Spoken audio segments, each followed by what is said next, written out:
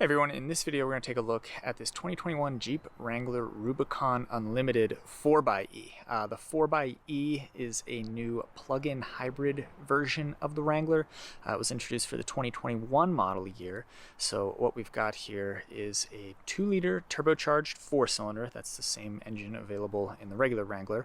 And it is supplemented by a 17 kilowatt hour battery pack that, when fully charged, allows for up to 21 miles of electric range. After that battery is depleted, the Wrangler 4xE is rated by the EPA at 20 mpg combined. So the benefits are really in the electric range there. This one here is fully charged, and I should add that the screen on the dashboard shows that it has 27 miles of range right now. So you might be able to eke out a little bit more than that EPA rating yourself. Aside from that though, the Wrangler 4xE is really just a regular Wrangler. It's available in just 2 trims. Those are the Wrangler's top 2 trims: the Sahara, which is the luxury focused model, and then the Rubicon, which is what this one is. That's the off-road oriented model. This one, as equipped, comes in at just over $60,000, but what's interesting about the 4xE is that you're eligible for a $7,500 federal tax credit if you purchase one of these, which basically equates to a $7,500 discount when you do your taxes at the end of the year. As far as power goes, what's interesting here is that the 4xE comes kind of close to the V8 powered Wrangler 392. This one makes 375 horsepower and a maximum of 470 pounds-feet of torque. So that torque figure is the same as the V8 Wrangler 392, but horsepower is down about 95. The 392 makes 470 horsepower in addition to 470 pounds-feet of torque. 8-speed automatic transmission here, all the same features as the regular Wrangler Rubicon, which I've gone over in other videos. So in this video, we'll just do a quick exterior tour to highlight some of the things that are different about the Wrangler 4xE. There's like 2 things, and then take it for a little drive to show you what it's like driving a Wrangler under electric power. So as I said, there are really only 2 things that differ aesthetically on a Wrangler 4xE. The first is that the red accents typically found on the Wrangler Rubicon are replaced by blue accents. So you can see blue tow hook, blue outline on the Rubicon sticker there. There's a blue graphic, or a blue part of the graphic, on the hood. And it says 4xE over there. Behind the Jeep emblem here is blue. On the Wrangler Rubicon, this would be red. And then the Wrangler Unlimited sticker is blue. Moving down the side, again, nothing's different here. It's a regular Wrangler Rubicon. Here's your 4xE badge. And then once again, the recovery hook is blue. Then the only other thing that's different is this area right here. This is your charge port. So we'll open it up. It's a nice part. Operation's pretty simple, feels pretty good, feels solid. So it's a push release, and then that's where you plug in. Standard plug there. And then there's a little graphic there that shows you what the light does at different states of charge. Then there's also a light on the dashboard there. It's right here. It's the same kind of light that you'll find on the Pacifica PHEV. It once again just flashes to show state of charge.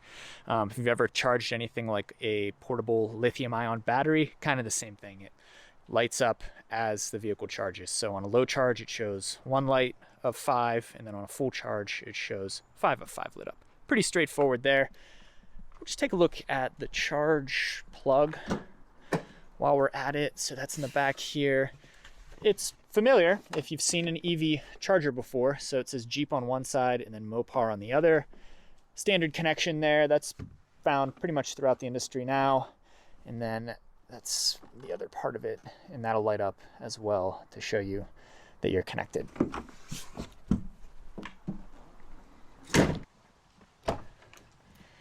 Couple other little differences with the interior. Here you can select through the different drive modes. So it defaults to hybrid, I believe. You can turn it to electric, where it will use the battery 95% of the time. If you put the pedal all the way to the floor, the gas engine will still kick on.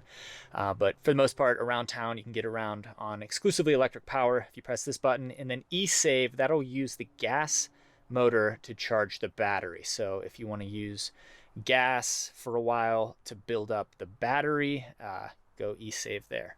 Take a look at the battery as well. That lives under the second row seat. So you're not eating into cargo area at all. There you go. Same cargo area as on a regular Wrangler Unlimited, meaning not very much. But the battery lives under here. So it's a 17 kilowatt hour battery, so it's relatively small. Like I said, 21 miles of range according to the EPA, 27 according to the car's digital readout right now though. So in all likelihood, you'll get somewhere between 21 and 27 miles on a full charge. On a regular Wrangler, there would be little storage cubbies underneath here, but that's a small sacrifice, honestly, in exchange for that 21 miles of electric range.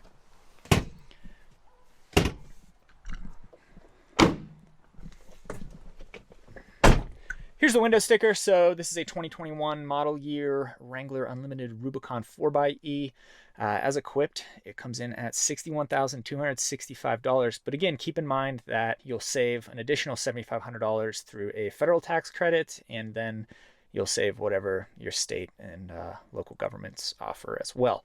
Here's the EPA readout. So you can see 49 mpge when the battery's fully charged, all electric range, 0 to 21 miles, and then once the electric motor has been depleted, the Wrangler 4xE returns 20 miles per gallon combined city and highway. So it's a little bit better than a regular Wrangler, but not too much. Beyond that, this one's pretty much fully loaded. It does have a soft top. Other than that, though, you're looking at pretty much a fully kitted out Wrangler.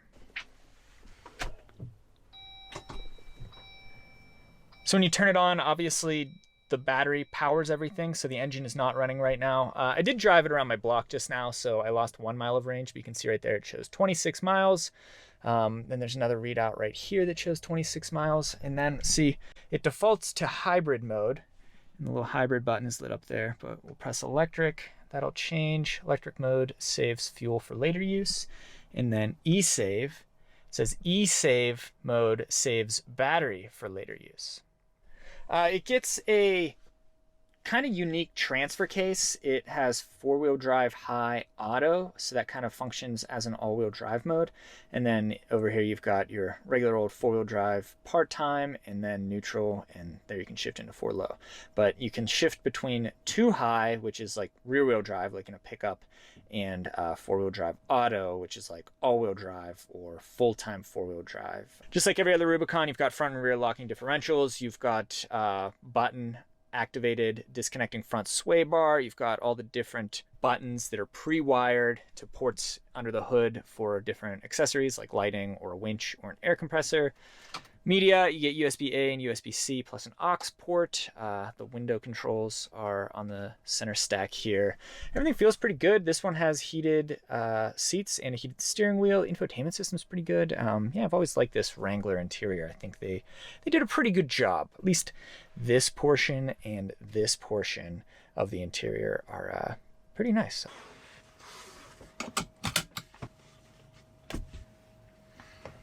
All right, going for a drive in the 2021 Jeep Wrangler Rubicon Unlimited 4xE.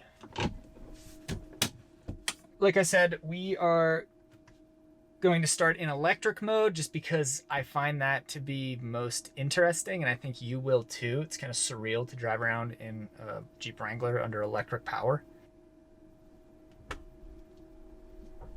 And we're off. This one is riding on, I'm not sure if they're mud terrains or all terrains. I didn't check, but it's riding on big knobby off-road tires, and right now you're hearing a little bit of a whirring from the electric motor, but beyond that, it's just the sound of these big knobby tires on the asphalt. Without that underlying engine note, you just hear kind of the clunkiness and the awkwardness of the solid front axle and the big tires and the soft off-road suspension and the square shape and everything. It's kind of funny.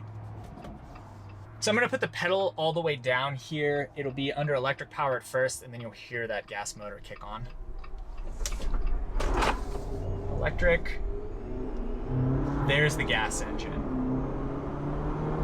And there's 50 miles per hour, so it's pretty quick. 375 horsepower, 470 pounds-feet of torque at the maximum. So this is certainly not an underpowered vehicle. It's actually pretty powerful.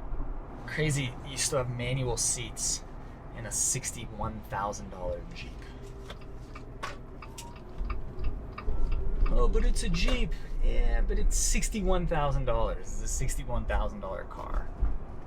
Right now, the readout shows 24 miles of range, which is about right. We put the pedal down pretty hard back there, so that probably ate through a mile or so. But yeah, we've probably gone about a mile at this point. This electric motor would actually be pretty nice off-road, just because it's silent, which is surreal when you're driving over obstacles without an engine note behind you. And it offers instant torque, which, as we know, is really good off-road because it allows you to make really precise movements with the gas pedal. And torque is what you need to climb over obstacles. Hitting our speed bump here. I was at about 30 miles per hour. Car didn't even flinch. Second one here. I was also at about 30. See if we can go a little bit faster over the fourth one, given that these off-road shock absorbers are meant for things like that.